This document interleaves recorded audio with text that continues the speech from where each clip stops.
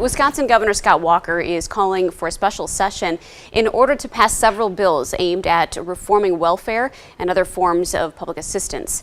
Increased work hour requirements, drug testing, and treatment are at the center of these bills. News 8's Mel Meyer was there as the governor made the announcement in La Crosse today and joins us now in the studio with more details.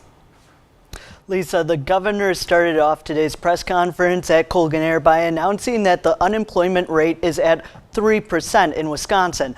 That also means that there are a lot of job openings without many people to fill them. Governor Walker is hoping these bills get additional people back into the workforce and off of government assistance.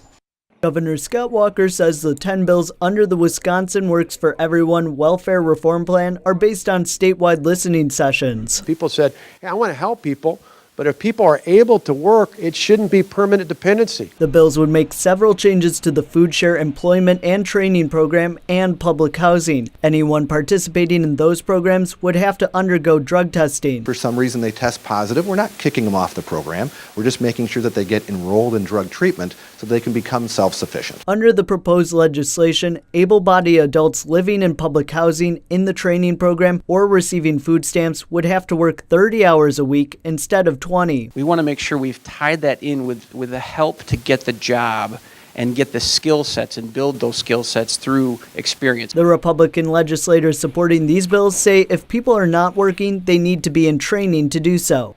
The plan also establishes asset restrictions for certain welfare programs. For example, a participant's home value could not exceed $321,000. However, there would be certain exemptions. We want to make sure that people who have a lot of wealth in their assets aren't taking away from the pot that's supposed to be available for the people who actually need it. Governor Walker says these bills are aimed at people who are able to go back to work, but there would be some exemptions, such as for people with disabilities. Because we don't write them off either.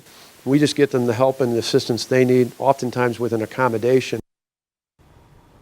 Some of the other bills in the package would include the creation of a medical assistance saving account in the medical assistance program. Another bill would create a pilot program where income tax credit claimants would receive monthly payments rather than having to wait until after they file their returns. Now, how are some Democratic leaders responding to these bills? Yes, well, I talked to one of those leaders, and some of them have released statements saying this is an attack on families with children who are trying their best. One such legislator is State Senator Jennifer Schilling, who represents La Crosse, Vernon, Crawford, and Monroe counties.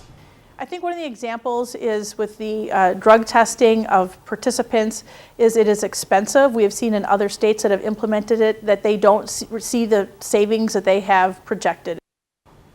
Senator Schilling said that she would advocate for more job training for those who are receiving assistance. When asked if that meant that she would support one of the bills that we had just talked about, she said that she would have to look at some of the particulars. All right. Thank you so much, Mel.